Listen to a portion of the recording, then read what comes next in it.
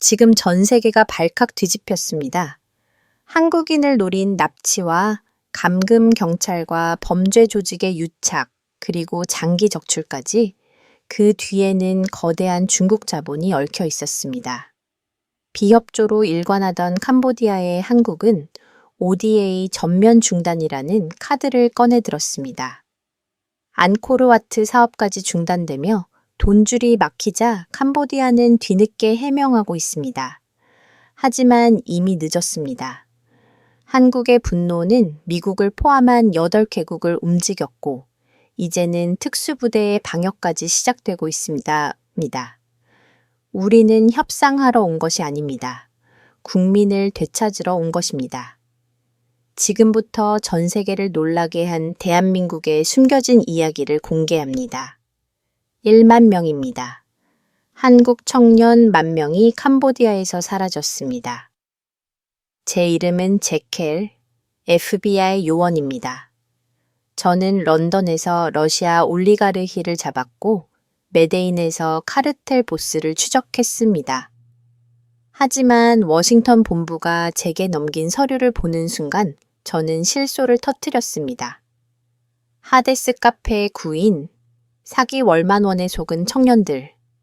전 세계에는 진짜 범죄가 산더미처럼 쌓여 있는데 저는 동남아 열대우림에서 뒤처리를 하러 가는 길이었습니다. 그때까지 저는 몰랐습니다. 이 사건이 제 30년 경력을 송두리째 흔들게 될 줄은. 국무부는 이번 캄보디아 파견을 동맹국 관리라고 포장했습니다. 하지만 솔직히 말하면 저는 짜증이 났습니다. 월 1,000만 원이라는 유치한 사기에 걸려든 청년들. 그것은 국가의 문제가 아니라 개인의 문제 아닙니까? 제 임무는 단순했습니다. 캄보디아 관료들 비위 맞춰주고 적당히 압박 넣다가 돌아오는 거죠. 실종자 전원 구출 불가능합니다. 외교는 현실이니까요. 저는 비행기 안에서 이미 보고서 초안을 작성하고 있었습니다. 외교적 노력에도 불구하고 뻔한 문장들이었죠.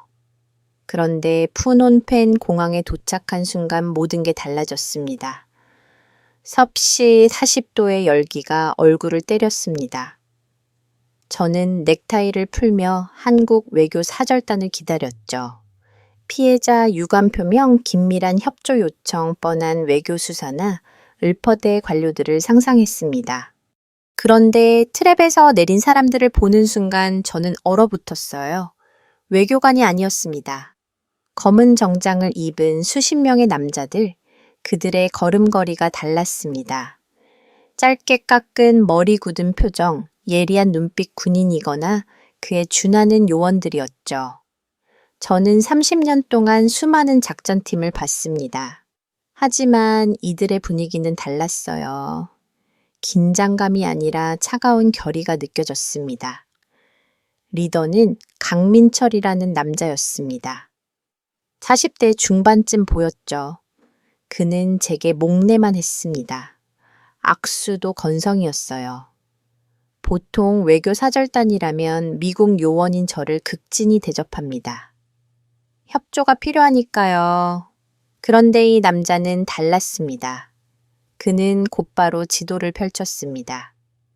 잭 1구역 중국계 군병원 2구역 1대1로 인프라 단지.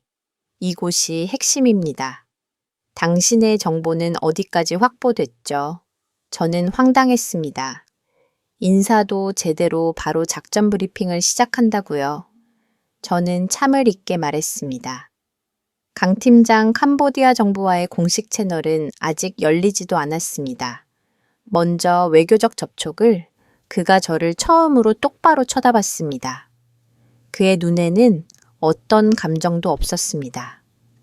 분노도 조급함도 기대도 없었죠. 그저 차갑게 얼어붙은 결의만 있었습니다. 우리는 협상하러 온 게 아닙니다. 1만 명의 위치를 통보하러 왔습니다. 그 한마디가 저를 얼어붙게 만들었습니다. 통보라고요? 협상이 아니라 이게 무슨 말입니까? 외교란 협상입니다. 상대방의 입장을 고려하고 타협점을 찾는 거죠. 그런데 이 남자는 지금 협상을 거부하고 있었습니다.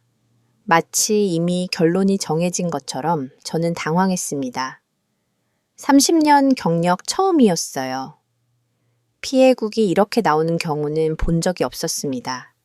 보통은 울며불며 도움을 요청하거나 아니면 정중하게 협조를 구하죠. 그런데 이들은 달랐습니다. 강민철은 제 대답을 기다리지도 않았습니다. 그는 팀원들에게 지시를 내리기 시작했어요. 1팀 정보 수집, 2팀 현재 안가 확보, 3팀 정찰 명령은 간결했습니다. 군대식이었죠. 그리고 팀원들은 일사불란하게 움직였습니다. 마치 이미 수백 번 훈련한 것처럼 저는 옆에 선교부 직원에게 물었습니다. 저 사람들 정말 외교 사절단이 맞습니까? 그는 잠시 망설이더니 조용히 대답했습니다. 강민철 팀장은 707 특임단 출신입니다. 경찰 특공대 전술 지휘관이었죠. 저 팀원들 대부분이 특수부대 출신입니다. 특수부대라고요? 실종자 구출 작전에 특수부대를 보냈다는 겁니까? 저는 그제야 깨달았습니다. 한국은 처음부터 외교로 해결할 생각이 없었던 겁니다. 이들은 협상이 아니라 작전을 하러 온 거였죠. 저는 강민철에게 다가갔습니다. 강 팀장 잠깐만요. 이건 외교 문제입니다. 캄보디아는 주권 국가고 그가 지도를 접으며 말했습니다. 잭 당신은 FBI로서 공식 채널을 담당해 주십시오. 우리는 우리 방식대로 움직이겠습니다. 공식 채널 우리 방식. 이게 무슨 이중작전입니까? 저는 모욕감을 느꼈습니다. 제가 연막이라도 되는 겁니까? 하지만 그때는 몰랐습니다. 제가 정말로 연막이 될 거라는 걸. 그리고 그것이 얼마나 치밀한 전략인지. 강민철이 헬멧을 쓰며 마지막으로 저를 돌아봤습니다. 잭이, 당신은 불가능한 협상 전문가라고 들었습니다. 그런데 우리는 협상하지 않습니다. 우리는 그냥 데려옵니다. 그는 차에 올라탔습니다. 차량 행렬이 어둠 속으로 사라졌죠. 저는 푸놈펜 공항에 홀로 서 있었습니다. 뜨거운 열기 속에서 차가운 충격이 온몸을 휘감았어요. 제가 알던 외교는 없었습니다. 제가 알던 협상은 통하지 않았죠. 이들은 완전히 다른 방식으로 움직이고 있었습니다. 저는 그때 처음으로 의문이 들었습니다. 대체 한국이라는 나라는 어떻게 움직이는 겁니까? 그리고 10,000명을 구하겠다는 저 차가운 결의는 정말 가능한 겁니까? 저는 몰랐습니다.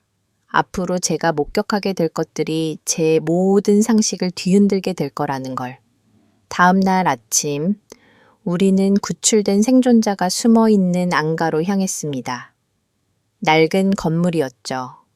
페인트가 벗겨진 벽에 깨진 창문까지 이곳에서 2명의 생존자가 겨우 탈출해 숨어 있었어요. 저는 서류를 펼쳤습니다.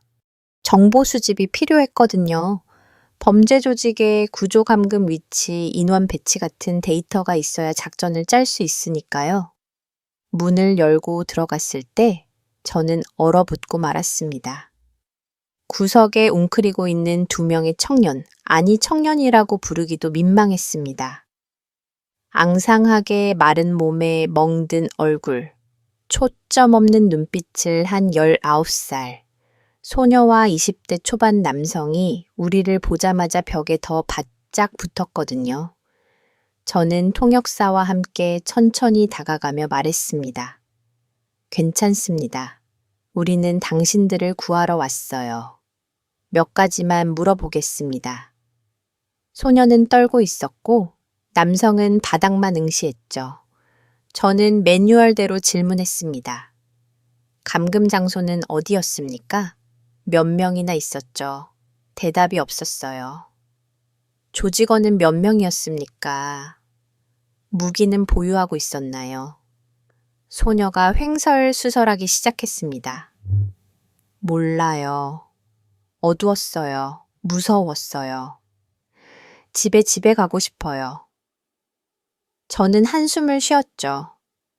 트라우마가 심각해서의 상태로는 유용한 정보를 얻을 수 없었어요. 저는 서류를 덮으며 생각했습니다. 데이터 수집 불가. 다른 경로를 찾아야겠군. 그때 강민철이 조용히 소녀 앞에 앉았어요. 저는 그을 봤는데 그는 아무 말도 하지 않았습니다. 질문도 위로도 없이 그저 묵묵히 가방에서 무언가를 꺼냈죠. 오렌지였습니다. 그는 천천히 오렌지 껍질을 벗기더니 칼로 정성스럽게 한 조각씩 나누어 소녀에게 내밀었어요.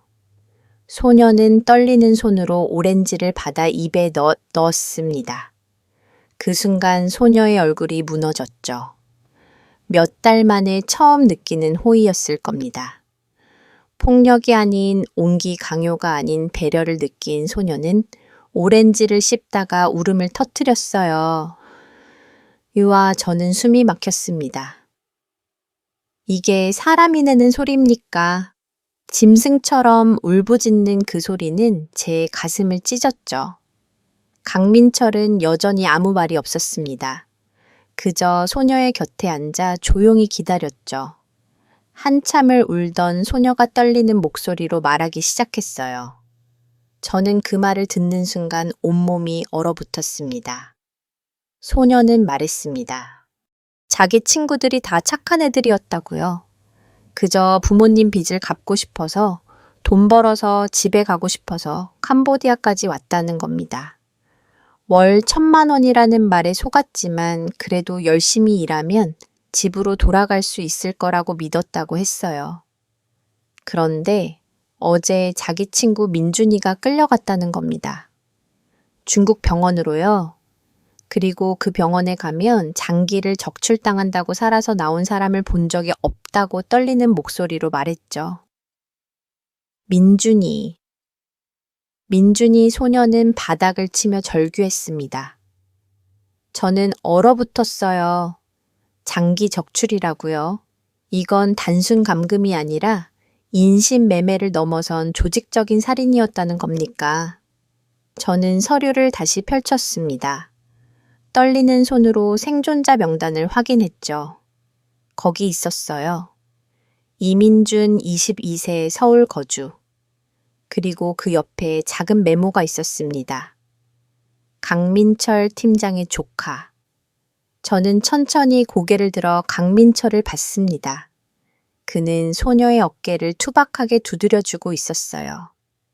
위로의 말은 없이 그저 묵묵히 소녀가 울음을 그칠 때까지 곁에 있어줄 뿐이었죠. 하지만 저는 봤습니다.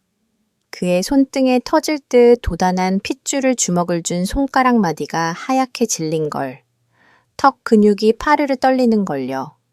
그는 이미 알고 있었던 겁니다. 자기 조카가 어디로 끌려갔는지 무엇을 당하고 있는지를요. 그런데도 이 남자는 무너지지 않았어요.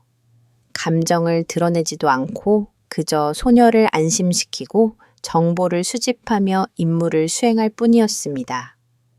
저는 그 순간 전율했죠. 이 남자는 대체 어떤 사람입니까?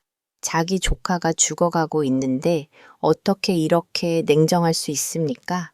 아니, 냉정한 게 아니었습니다. 그는 무너질 수 없었던 겁니다. 무너지면 10,000명을 구할 수 없으니까요. 조카만 생각하면 나머지를 포기해야 하니까요.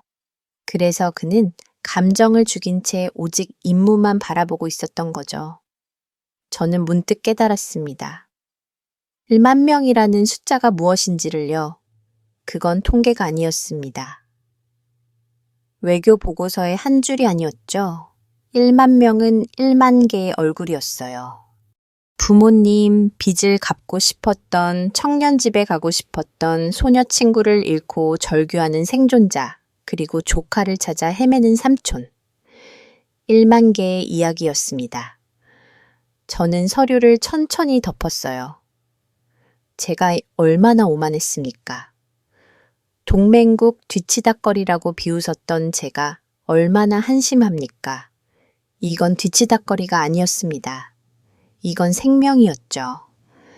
강민철이 일어서며 저를 봤습니다. 책. 중국 군병원 정보가 필요합니다. 당신의 정보망을 동원해 주십시오. 저는 고개를 끄덕였어요. 알겠습니다. 그는 다시 소녀에게로 돌아가 담요를 덮어줬죠. 괜찮습니다. 우리가 민준이를 반드시 데려오겠습니다. 소녀는 강민철의 손을 붙잡았습니다. 정말요, 약속합니다. 강민철의 목소리는 낮았지만 단단했어요. 흔들림이 없었죠. 소녀는 처음으로 희망의 빛을 보였습니다. 저는 밖으로 나왔어요. 뜨거운 햇살이 얼굴을 때렸지만 제 심장은 차갑게 얼어붙어 있었죠. 제 옆에 선 강민철이 담배에 불을 붙였습니다. 강 팀장, 조카분이 거기 계시다는 걸 언제부터 아셨습니까? 그는 한참을 담배 연기를 내뿜다가 대답했습니다. 3일 전부터요. 3일 전이라고요? 그러니까 한국에서 출발하기 전부터 알고 있었다는 겁니까? 그런데 어떠해 1만 명입니다. 하책 조카만 구하러 올 순 없습니다. 저는 할 말을 잃었어요. 자기 조카가 죽어가고 있는데 1만 명을 먼저 생각한다고요. 강민철이 담배를 피습니다. 가죠. 할 일이 많습니다. 그는 차로 걸어갔어요. 저는 그 자리에 서서 참담함에 잠겼습니다. 저는 30년간 FBI에서 일하며 수많은 요원을, 수많은 작전을 봤죠. 하지만 이런 사람은 처음이었습니다. 가장 깊은 고통 속에서 가장 냉정하게 임무를 수행하는 남자를요. 저는 그제야 알았습니다. 한국이 왜 특수부대를 보냈는지를요. 이건 외교가 아니었습니다. 이건 전쟁이었죠. 이틀 뒤 우리는 캄보디아 내무부 회의실에 앉아 있었습니다. 대리석 바닥에 화려한 샹들리에가 달린 공간이었죠. 캄보디아 측 대표는 50대 중반의 뚱뚱한 남자였는데 금시계를 차고 있었습니다. 그는 서류를 넘기며 한숨을 쉬었어요. 유감스럽습니다. 우리도 피해자죠. 중국 자본이 워낙 깊숙이 들어와 있어서 수사에 한계가 있습니다. 그의 목소리는 날은 마치 날씨 이야기를 하듯 무심했죠. 수사 인력도 부족하고 예산도 부족합니다. 우리도 최선을 다하고 있지만 시간이 필요해요. 저는 속으로 비웃었습니다. 역시 이렇게 나오는군.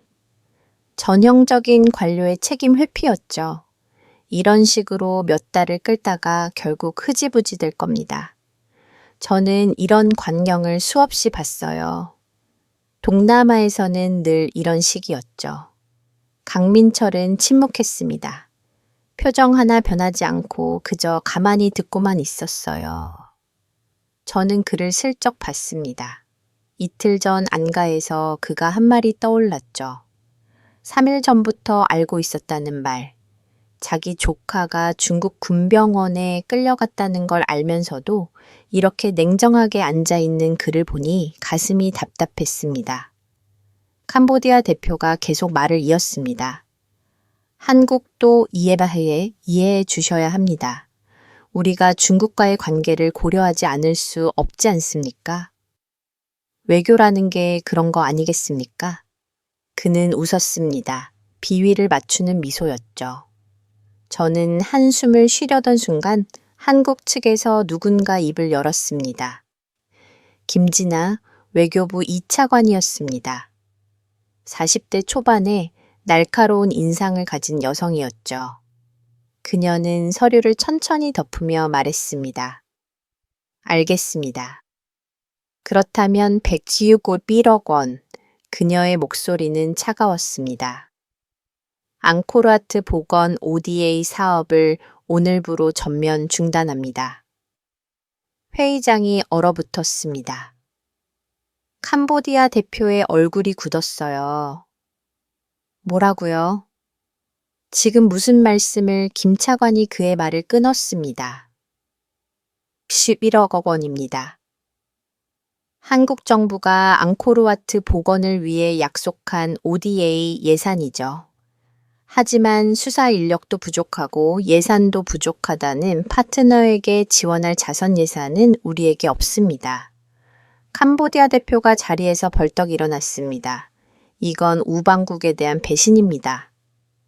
외교적 결례가 아닙니까? 그의 얼굴이 붉게 달아올랐죠. 하지만 김 차관은 눈 하나 깜짝하지 않았습니다. 배신이라고요? 우방국의 국민, 1만 명이 실종됐는데도 중국과의 관계 때문에 수사할 수 없다는 파트너가 우방입니까? 그녀는 서류를 탁자 위에 놓으며 말했습니다. 이건 자선이 아닙니다. 청구서입니다. 1만 명에 대한 청구서죠. 캄보디아 대표가 떨리는 목소리로 항의했습니다. 이건 협박입니다. 국제사회에 알리겠습니다. 김 차관이 일어서며 차갑게 말했죠. 그러시죠. 그리고 국제사회에 이것도 함께 알리십시오. 캄보디아 정부가 중국 자본 때문에 한국 국민 10,000명의 실종 수사를 거부했다는 사실도요. 회의장은 정적에 휩싸였습니다. 캄보디아 측은 할 말을 잃었고 저는 숨이 막혔어요. 이건 외교가 아니었습니다. 이건 선전포고였죠. ODA라는 건 보통 우호 증진을 위한 지원입니다. 협상 카드로 쓰는 건 금기였어요. 그런데 한국은 지금 그 금기를 깨뜨린 겁니다. 회의가 끝나고 복도로 나왔을 때 저는 강민철에게 다가갔습니다. 강 팀장, 이건 너무 과합니다.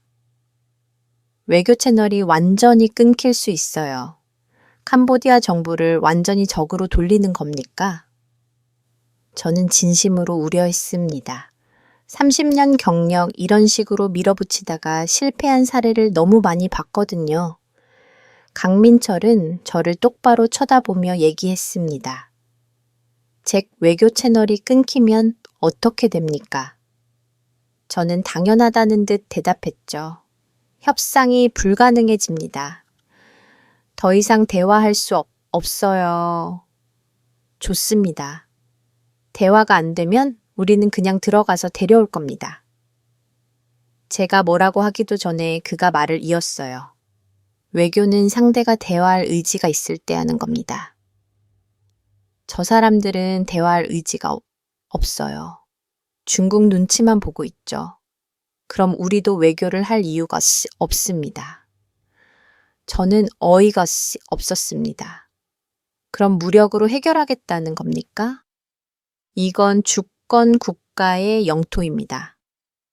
강민철이 저를 봤어요. 그의 눈에는 흔들림이 없었습니다. 제 조카가 죽어가고 있습니다. 책.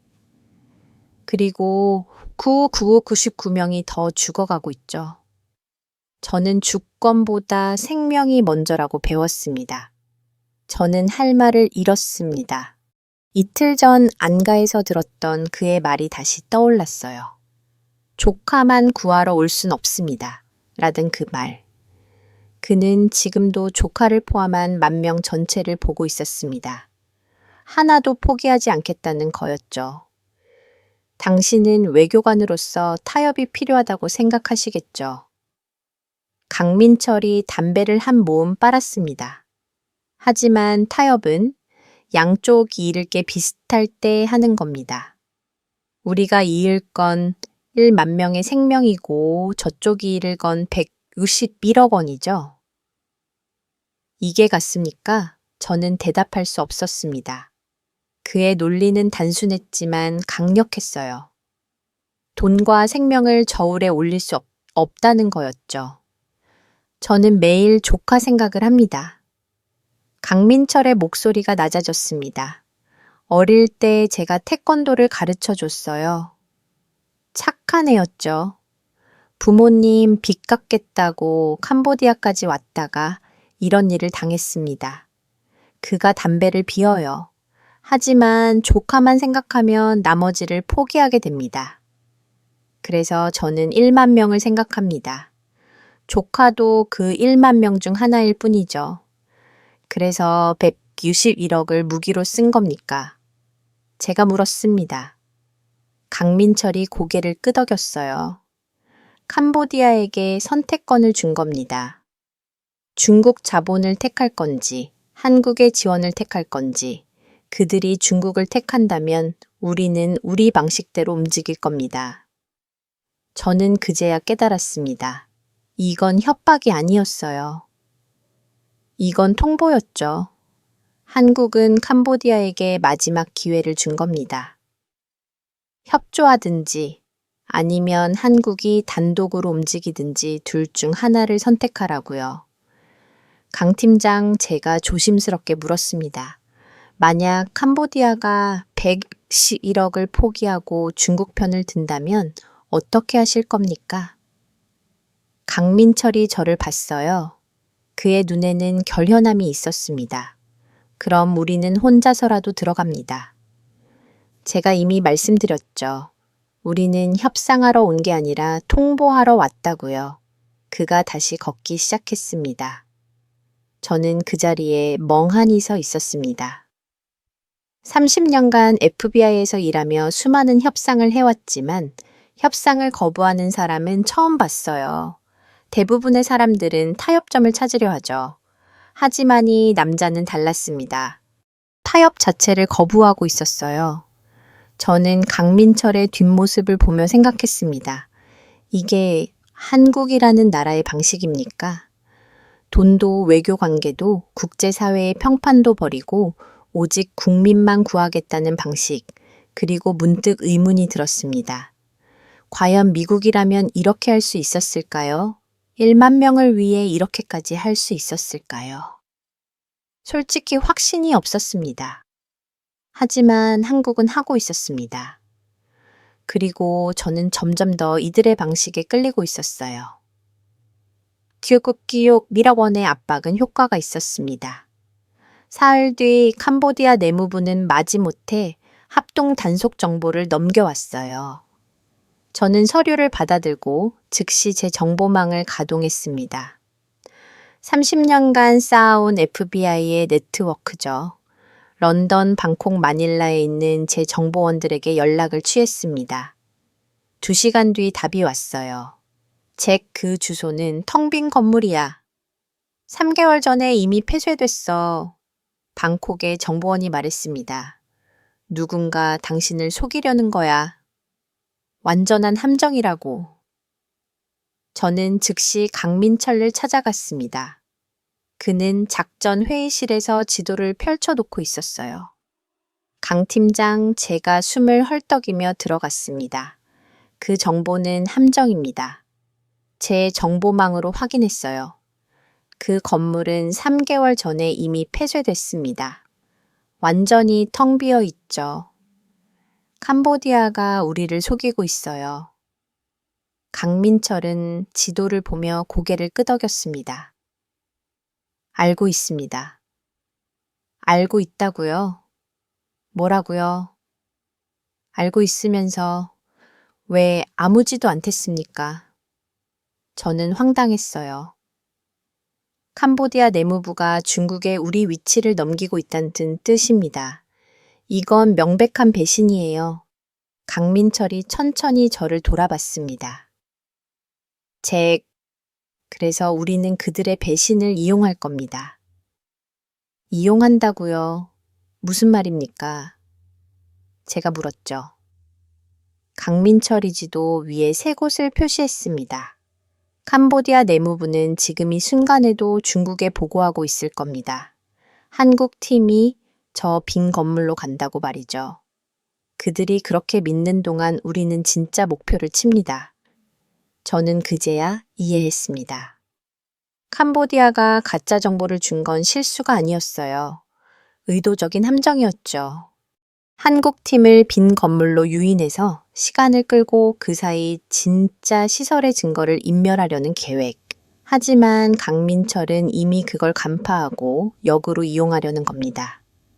그럼 진짜 목표는 어디니까? 제가 물었습니다. 강민철이 지도를 가리켰어요. 하데스 카페 서버실, 그리고 감금시설 두 곳 모두 캄보디아 내무부가 보호하고 있는 곳입니다. 저는 숨을 들이켰습니다. 그건 캄보디아 정부 시설이에요. 우리가 공격하면 외교 문제가 그들이 먼저 우리를 속였습니다. 강민철이 지도를 접었어요. 111억을 받으면서도 가짜 정보를 준 거죠. 이미 외교는 끝났습니다. 이제 우리는 우리 방식대로 움직입니다. 저는 할 말을 잃었습니다. 한국은 캄보디아의 배신을 예상했고 오히려 그 배신을 작전에 활용하려는 거였어요. 이건 단순한 수사가 아니었습니다. 부패한 시스템 전체와의 전쟁이었죠.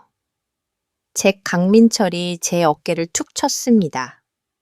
당신은 공식 작전팀을 이끌고 저 빈 건물로 가 주십시오. 최대한 요란하게 화려하게 움직여 주세요. 저는 그 의미를 이해했습니다. 제가 연막이 되는 거죠. 그동안 당신들은 강민철이 헬멧을 집어들었습니다. 우리는 어둠 속에서 움직입니다. 그날 밤 저는 미대사관 요원들과 함께 캄보디아가 알려준 빈 건물로 향했습니다. 우리는 최대한 요란하게 움직였어요. 헬리콥터 조명을 켜고 확성기로 경고 방송을 하며 무장 요원들이 건물을 포위했습니다. 예상대로 건물은 텅 비어 있었죠. 바로 그 순간 제 휴대폰이 울렸습니다. 방콕의 정보원이었어요. 책, 푸논펜 시내 세 곳에서 동시에 급습 작전이 벌어지고 있어. 그의 목소리가 떨렸습니다. 한국 특수부대가 캄보디아 내무부 산하 시설들을 치고 있어 총격전까지 벌어지고 있다고. 저는 무정의를 내려놓았습니다. 강민철이 움직인 겁니다. 제가 여기서 빈 건물을 수색하는 동안 그는 진짜 목표들을 동시에 타격한 거죠. 캄보디아 내무부는 지금쯤 패닉 상태일 겁니다. 그들은 한국 팀이 함정에 걸렸다고 안심했을 테니까요. 2시간 뒤 저는 작전본부로 돌아왔습니다. 강민철이 헬멧을 벗으면서 있었어요. 그의 옷에는 먼지가 묻어 있었고 땀으로 범벅이었죠. 어떻게 됐습니까? 제가 물었습니다. 서버실 확보했습니다. 피해자 명단과 거래 기록 전부 확보했죠. 감금시설 2곳에서 64명 구출했습니다. 64명이라고요. 저는 가슴이 뛰었습니다. 이민주는요, 당신 조카는 있었습니까? 강민철의 표정이 굳었어요. 아니요. 핵심 시설은 아직 못 찾았습니다. 중국 군병원으로 보이는데 위치를 특정하지 못했습니다. 저는 복잡한 감정이 들었습니다.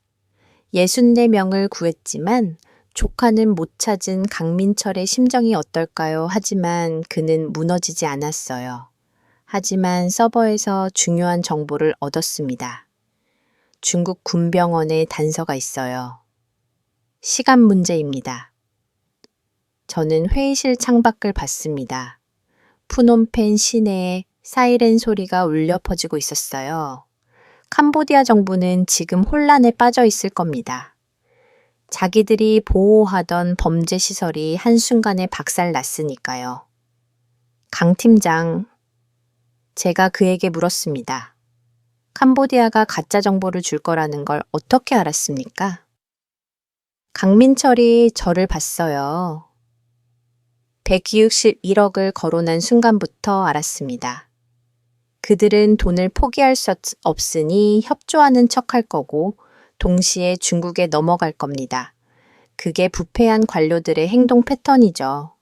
저는 감탄할 수밖에 없었습니다. 한국은 캄보디아의 배신을 예측했고 그 배신을 작전에 포함시켰던 겁니다. 함정을 알면서도 들어가는 척하고 진짜 공격은 다른 곳에서 가한 거죠. 이건 심리전이었습니다. 그들은 우리가 순진하게 함정에 걸릴 거라고 생각했겠죠. 강민철이 말했습니다. 하지만 우리는 그들의 부패를 이용했습니다. 그들이 중국에 보고하는 그 순간 우리는 이미 움직이고 있었죠. 저는 30년간 FBI에서 일하며 수많은 작전을 봤습니다.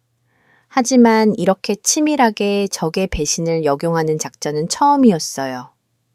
보통은 배신당하면 작전이 실패하죠. 하지만 한국은 배신을 계산에 넣고 오히려 무기로 만들었습니다. 강민철이 말했습니다. 아직 부족하지만 64명의 가족이 오늘 밤 안심하고 잘 수 있습니다. 저는 고개를 끄덕였습니다. 캄보디아는 한국을 함정에 빠뜨리려 했지만 오히려 자신들의 범죄 시설을 잃었어요. 부패한 시스템이 자기 꾀에 넘어간 겁니다. 그리고 저는 깨달았습니다. 이게 바로 한국의 방식이라는 걸. 순진하지 않지만 정의롭고 유연하지만 원칙적인 방식. 저는 이제 이들을 무시할 수 없었습니다. 작전은 성공했지만 진짜 괴물을 건드렸습니다. 이틀 뒤 중국 대사관에서 긴급 회의 소집 통보가 왔어요. 저는 강민철과 함께 푸놈펜 시내의 한 호텔 회의실로 향했습니다. 화려한 샹들리에 아래 중국 대사가 이미 자리를 잡고 있었죠. 60대 초반으로 보이는 남자였습니다. 회색 양복에 금태 안경을 쓴 그는 우리가 들어서자 눈썹 하나 까딱하지 않았어요. 마치 신하들을 부른 황제처럼 오만한 자세로 앉아 있었죠. 그의 양옆에는 캄보디아 고위 관료 2명이 서 있었습니다. 그들의 표정은 불안해 보였어요. 앉으시죠. 중국 대사가 손짓했습니다. 명령조였어요.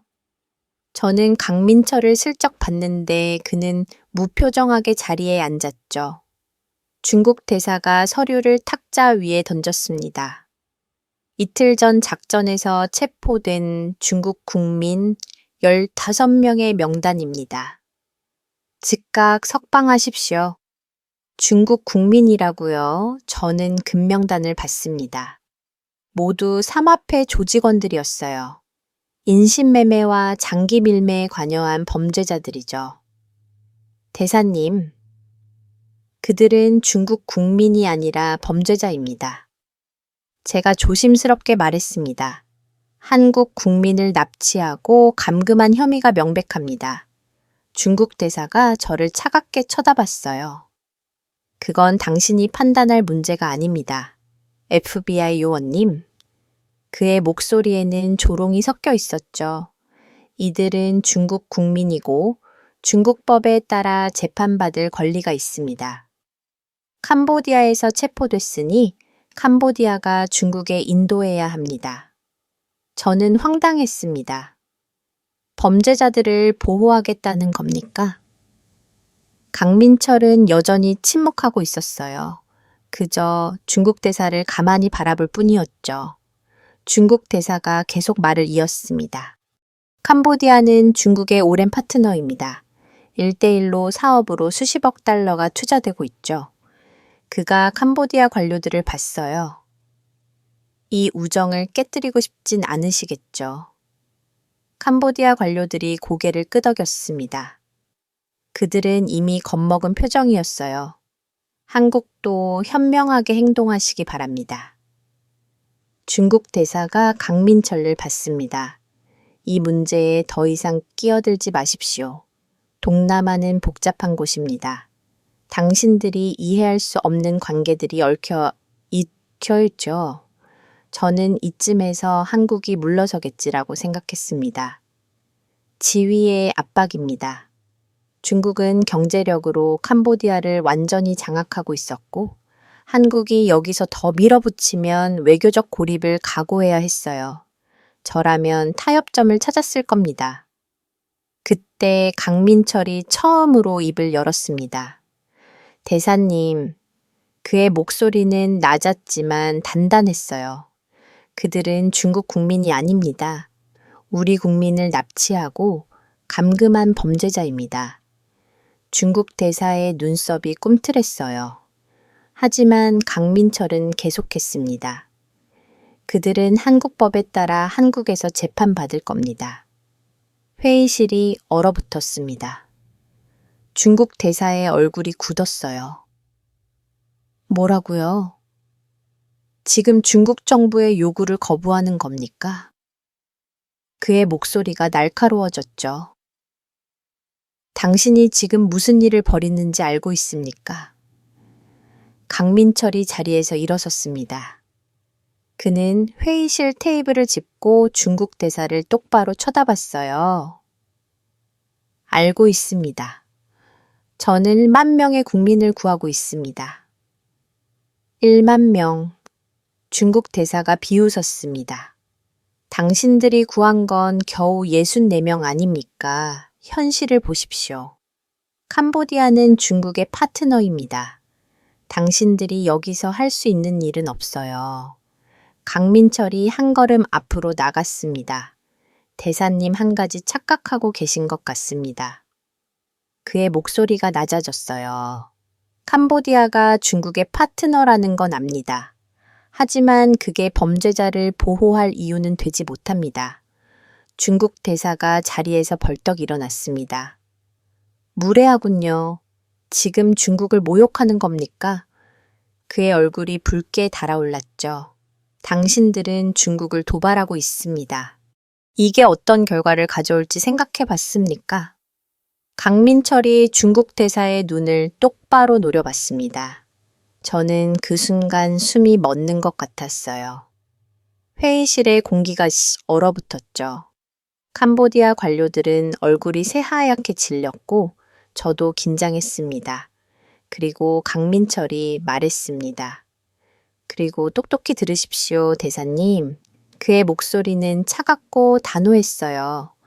한국은 당신들의 속국이 아닙니다. 회의실이 정적에 휩싸였습니다. 중국 대사의 얼굴이 보라빛으로 변했습니다.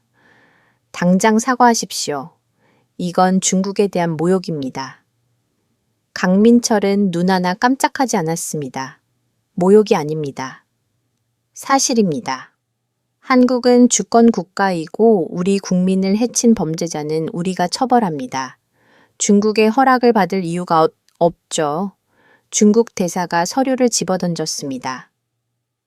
좋습니다. 이 문제는 외교 채널을 통해 정식으로 항의하겠습니다.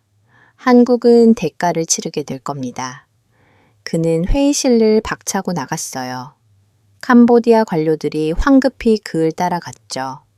저는 멍하니 서 있었습니다. 방금 무슨 일이 벌어진 겁니까? 한국이 중국과 정면 충돌을 선택한 겁니까? 그날 밤 저는 워싱턴 본부에 긴급 위성 보고를 올렸습니다. 화면 속 제 상사인 국무부 차관보가 으르렁댔어요. 책잔에 미쳤나 중국을 자극하겠다고 지금 동맹국이 지혜 중 하나와 전면전을 벌이고 있다고. 국장님, 하지만 중국이 범죄자들을 제가 말하려 했지만 상사가 끊었습니다. 범죄자고 뭐고 상관없어. 이건 지정학적 문제야. 중국과의 관계가 얼마나 중요한지 모르나 당장 한국 측을 설득해서 수위를 낮춰. 저는 모니터 속사의 얼굴을 보다가 창밖을 봤습니다. 어둠 속에서 강민철 팀이 다음 작전을 준비하고 있었어요. 그들은 중국의 위협에도 흔들리지 않고 있었죠. 국장님, 제가 천천히 말했습니다. 그들은 외교를 하고 있지 않습니다. 뭐라고? 그들은 국민의 생명을 지키고 있습니다. 외교가 아니라 구조작전이죠. 상사가 고함쳤습니다. 책, 정신 차려. 자네 FBI 요원이야. 한국 요원이 아니라고. 저는 잠시 침묵했습니다. 그리고 말했어요. 국장님, 워싱턴이 잃어버린 걸 한국은 아직 가지고 있습니다. 국민을 지키겠다는 신념입니다.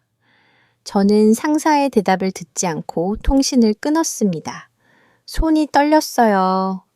저는 방금 30년 경력을 걸고 상사에게 반기를 든 겁니다. 하지만 후회는 없었어요. 저는 창밖을 봤습니다. 강민철이 지도를 펼치고 있었죠. 중국의 압박에도 미국의 우려에도 아랑하지 않고 오직 국민을 바라보는 그 모습. 저는 그 순간 깨달았습니다. 진짜 강한 나라가 무엇인지 경제력도 군사력도 아니었습니다. 국민 한 사람을 위해 초강 대국과도 맞서는 신념. 그게 진짜 힘이었죠. 저는 더 이상 냉소적인 관찰자가 아니었습니다. 저는 방금 목격했어요. 진짜 리더십이 무엇인지, 진짜 국가가 무엇인지를요. 그리고 그 비장함에 동참하지 않을 수 없었습니다. 미국이 저를 버렸다 해도 상관없었어요. 저는 지금 역사의 한 장면에서 있었으니까요. 한 나라가 국민 한 명 한 명을 지키기 위해 모든 걸 꺼는 순간에요. 저는 이 일부가 되고 싶었습니다. 그날 밤 우리는 어둠을 뚫고 중국 군병원으로 향했습니다. 이 대원 30명과 저 강민철이 이끄는 팀이었죠. 헬리콥터는 소음을 최소화하며 건물 뒤편 숲에 착륙했어요. 저는 방탄복을 입고 총을 쥐었습니다. 30년 FBI 경력에도 이렇게 심장이 뛴 적은 없었어요. 이동합니다. 강민철이 조용히 명령했습니다. 우리는 어둠 속을 기어갔죠. 담장을 넘고 경비를 피하며 건물 지하로 통하는 환기구를 찾았습니다. 제 온몸에 땀이 흘렀어요. 한 번이라도 발각되면 끝입니다. 지하로 내려가는 순간 저는 지옥을 봤습니다. 좁은 복도 양쪽에 철창이 있었고 그 안에 수십 명이 갇혀 있었어요. 뼈만 앙상하게 남은 청년들. 그들은 우리를 보고도 반응이 없었습니다. 이미 희망을 잃은 눈빛이었죠. 확보. 대원들이 빠르게 움직였습니다. 철창을 따고 피해자들을 끌어내기 시작했어요. 하지만 그때 경보가 울렸습니다. 우리가 발각된 겁니다. 저견 12시 방향 누군가 외쳤습니다. 총격전이 시작됐어요. 복도에 총성이 울려 퍼졌죠. 사설 용병들이었습니다. 중국제 자동 소총을 들고 우리를 향해 난사했어요. 저는 기둥 뒤에 숨어 응사했습니다. 귀가 먹해질 정도로 요란했죠. 2팀 좌측 돌파. 3팀 어호. 강민철이 차갑게 명령했습니다. 대원들은 훈련된 대로 움직였어요. 하지만 적도 만만치 않았습니다. 수적으로도 우세했고 지형도 그들이 유리했죠. 제가 재장전하려는 순간 적 하나가 제 사선에 나타났습니다. 저는 얼어붙었어요. 그가 총을 겨누는 게 보였죠. 끝났다고 생각했습니다. 바로 그때 20대 초반으로 보이는 젊은 대원이 제 앞으로 뛰어들었습니다. 그가 제 대신 총을 맞았어요. 저는 그를 부축했습니다. 괜찮습니까? 이봐요. 그는 피를 흘리며 제게 미소 지었어요. 팀장님, 어호, 잘 부탁드립니다. 제 눈에서 눈물이 쏟아졌습니다. 이 젊은이가 저를 위해 다리에 총상을 입었습니다. 저는 그를 안전한 곳으로 옮기고 다시 총을 들었습니다.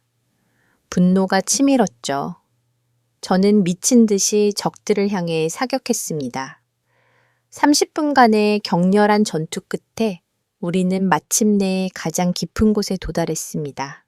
무거운 철문이었어요. 강민철이 폭약을 설치했죠. 폭파합니다.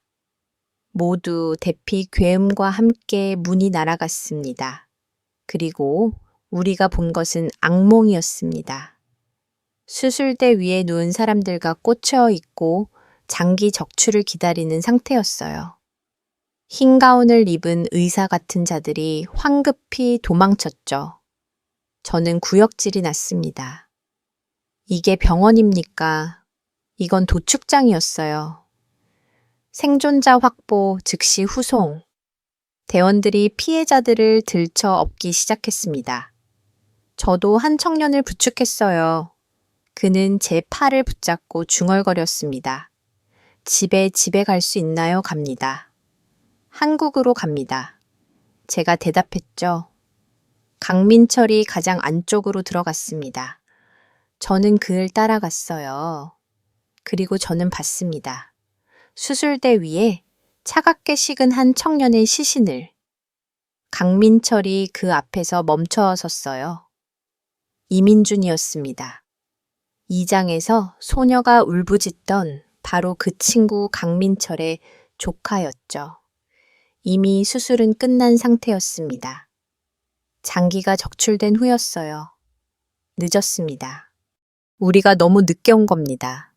강민철은 아무 말이 없었습니다. 그저 조카의 눈을 조심스럽게 감겨주었어요. 그의 손이 떨렸습니다. 하지만 그는 무너지지 않았죠. 눈물 한 방울 흘리지 않았습니다. 저는 그 모습에 가슴이 찢어지는 것 같았어요. 이 남자는 지금 무슨 생각을 하고 있을까요? 조카를 지키지 못한 삼촌으로서 느끼는 죄책감이 얼마나 클까요? 하지만 그는 감정을 드러내지 않았습니다. 강민철이 조카의 시신을 조심스럽게 들쳐 업었습니다. 그리고 무정의를 들었어요. 임무 완료. 그의 목소리는 평온했습니다. 생존자 전원 확보. 그리고 전사자 1명. 그가 잠시 멈췄다가 말을 이었죠. 부상자 3명. 지금 퇴각합니다. 팀장님. 부상당한 대원이 무전으로 외쳤습니다. 적원 부대가 접근 중입니다. 서둘러야 합니다. 강민철이 대답했어요. 알겠습니다. 하지만 우리는 아무도 남겨두고 가지 않습니다. 전사자도 부상자도 구출자도 단 한 명도 남기지 않습니다. 저는 그 말을 듣는 순간 전율했습니다. 자기 조카의 시신을 업고서도이 남자는 전체를 생각하고 있었어요. 한 명도 남기지 않겠다는 거였죠. 살아있든 죽었든 상관없이요. 우리는 건물을 빠져나왔습니다. 헬리콥터가 대기하고 있었어요. 적원 부대가 몰려오는 게 보였지만 우리는 모두 탑승했습니다. 구출된 피해자 여명 부상자 3명, 그리고 이민준의 시신까지 단 한 명도 남기지 않고요. 헬리콥터가 이륙하는 순간 저는 창밖을 봤습니다. 불타는 중국 군병원 혼란에 빠진 적들. 우리는 해냈어요. 불가능해 보였던 작전을 성공시킨 겁니다. 하지만 저는 슬펐습니다. 강민철의 조카를 살려내지 못했으니까요. 저는 그를 봤어요. 그는 조카의 시신을 무릎에 놓고 창밖을 바라보고 있었습니다. 여전히 눈물은 없었어요. 하지만 저는 알았습니다. 그의 내면이 얼마나 무너져 내리고 있는지를요. 팀장님, 제가 조심스럽게 말했습니다. 미안합니다. 제가 더 빨리 강민철이 고개를 저었어요. 아닙니다. 책 당신 덕분에 17명을 구했습니다. 제 조카는 못 구했지만 17명의 조카를 구한 겁니다. 저는 할 말을 잃었습니다. 자기 조카를 잃고서도 다른 사람들의 조카를 생각한다고요. 이게 가능한 겁니까? 저는 30년간 수많은 영웅을 봤지만 이런 사람은 처음이었어요. 가장 깊은 슬픔 속에서 가장 완벽하게 임무를 수행하는 남자. 개인의 고통을 삼키고 전체를 지키는 리더. 저는 그에게 감히 헤아릴 수 없는 존경심을 느꼈습니다. 강민철이 조카의 머리를 쓰다듬으며 조용히 말했어요. 민준아 집에 가자. 삼촌이 데려가마. 저는 눈물을 참을 수 없었습니다. 인천공항이었습니다. 저는 구출된 피해자들이 도착하는 걸 지켜봤어요. 게이트가 열리자 가족들이 울부짖으며 달려들었죠. 부모님들이 자식을 끌어안고 오열했습니다. 우리 아가 한 어머니가 아들을 붙잡고 주저앉았어요. 몇 달 만에 만난 가족의 재회였죠. 저는 그 광경을 보며 눈물을 흘렸어요. 제가 FBI에서 30년간 일하며 본 수많은 작전 중에서 이렇게 가슴 벅찬 순간은 없었습니다. 공항 밖에는 기자들이 몰려들었어요. 태국 PPTV 기자가 카메라 앞에서 열변을 토했습니다. 한국이 동남아의 질서를 바꿨습니다. 4일 만에 캄보디아의 부패 시스템을 무너뜨리고 자국민을 구출했죠. 이건 외교가 아니라 혁명입니다. 베트남 언론도 대서특필했어요. 제 휴대폰으로 기사를 읽었는데 태국 언론의 논평이 인상적이었습니다. 태국 정부는 40년간 캄보디아와 대화만 했다. 하지만 한국은 4일 만의 행동으로 증명했다. 이것이 국격의 차이다. 자국 정부를 비판하는 내용이었죠. 저는 쓰웃음을 지었습니다. 한국의 행동이 주변국들에게 부끄러움을 안긴 거였어요. 캄보디아에서는 대대적인 수청이 벌어졌다는 소식이 들려왔습니다.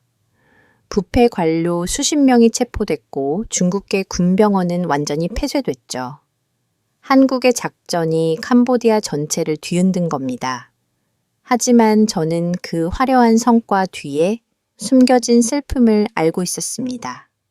공항 한쪽 구석에서 강민철이 홀로 서 있었어요. 그는 작은 나무 상자를 가슴에 안고 있었습니다. 조카 이민준의 유람이었죠. 주변의 환호와 기쁨 속에서 그는 혼자 슬픔을 짊어지고 있었습니다. 저는 그에게 다가가려다 멈췄어요. 뭐라고 위로해야 할지 몰랐으니까요. 그때 한 할머니가 강민철에게 다가왔습니다. 구출된 아들을 부축하고 있던 분이었죠. 할머니는 강민철 앞에 멈춰시어 그의 팔을 붙잡았어요. 고맙습니다. 할머니가 눈물을 흘리며 말했습니다. 정말 고맙습니다. 우리 애를 집으로 보내줘서 할머니는 더 이상 말을 잇지 못하고 울기만 했어요. 강민철은 아무 대답도 하지 못했습니다. 그는 유골함을 든 채 할머니에게 깊이 허리를 숙였어요. 90도로 완전히 숙인 거였죠. 그 어떤 말보다 묵직한 인사였습니다. 저는 그 장면을 보며 가슴이 무너졌습니다. 자기 조카는 구하지 못했지만 다른 어머니의 아들은 구한 남자. 그 남자가 아무 말 없이 허리를 숙이는 모습이 제 영혼을 흔들었어요. 일주일 뒤 저는 워싱턴으로 돌아왔습니다. 국무부 회의실에서 보고서를 발표해야 했죠. 상사들이 모여 앉았고 저는 준비한 내용을 읽었습니다. 한국은 ODA와 군사력, 외교력을 결합해 중국이 구축한 범죄 생태계를 무너뜨렸습니다. 151억 원의 ODA를 압박수단으로 활용했고 특수부대를 투입해 직접 작전을 수행했죠. 결과적으로 151명을 구출했고 캄보디아의 부패 시스템을 타격했습니다. 제 상사가 고개를 끄덕이며 말했습니다. 지정학적으로 흥미로운 사례군. 한국이 동남아에서 중국의 영향력에 도전한 거지. 지역 패권 경쟁의 새로운 양상이야. 저는 그 말을 듣는 순간 화가 났습니다. 지역 패권이라고요? 지정학적 리스크라고요? 상사들은 완전히 핵심을 놓치고 있었어요. 국장님, 제가 보고서를 내려놓으며 말했습니다. 틀렸습니다. 회의실이 조용해졌어요. 제 상사가 눈썹을 지켜 올렸죠. 뭐라고 저는 심호흡을 했습니다. 제가 캄보디아에서 본 건 패권 경쟁이 아니었습니다. 지정학도 아니었어요. 그럼 뭔데 상사가 따져 물었습니다. 저는 강민철의 얼굴을 떠올렸어요. 조카의 유골함을 안고 할머니에게 허리 숙이던 그 모습을요. 가장 원초적인 힘이었습니다. 제가 말했어요. 자국민 한 사람을 구하기 위해 초강 대국과의 충돌도 불사하는 나라. 잃어버린 자식을 찾기 위해 지옥까지 쫓아가는 아버지의 마음. 그게 바로 한국이라는 나라가 움직이는 방식이었습니다. 상사가 비웃었습니다. 감상적이군. 잭. 현실은 힘의 논리야. 자네도 30년간 그걸 배웠잖나. 저는 고개를 저었어요. 그래서 저는 틀렸습니다. 30년간 힘의 논리를 신봉했지만 캄보디아에서 본 건 힘 그 이상이었어요. 그건 국가의 품격이었습니다. 품격. 상사가 코움쳤습니다. 그런 걸로 국제정치가 움직이나 움직입니다. 제가 단호하게 말했어요. 한국이 증명했죠. 품격 있는 나라는 국민이 자랑스러워합니다.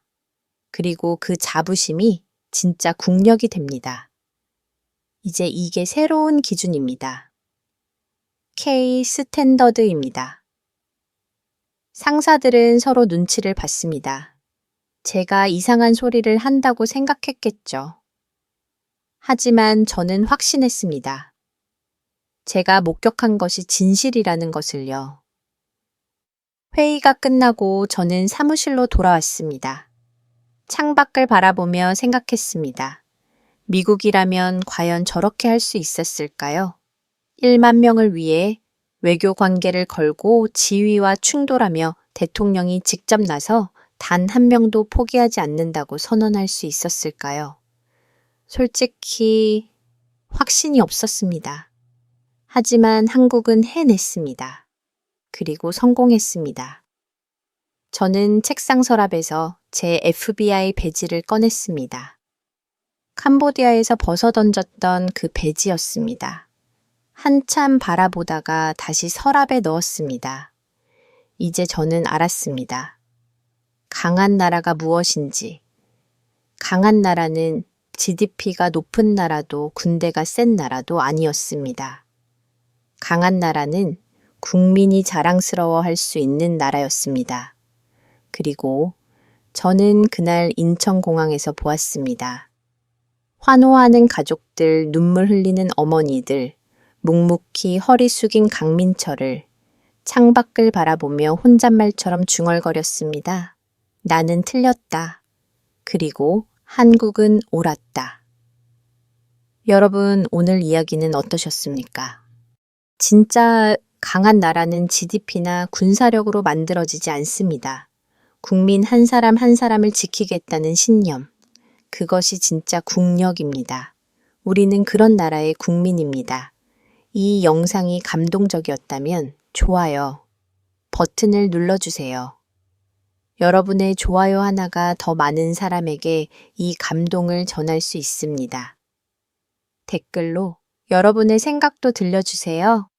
아직 구독하지 않으셨다면 구독 버튼과 알림 설정까지 부탁드립니다. 다음에도 더 감동적이고 가슴 벅찬 이야기로 찾아오겠습니다. 우리가 몰랐던 대한민국의 진짜 모습들을요, 오늘도 시청해 주셔서 감사합니다.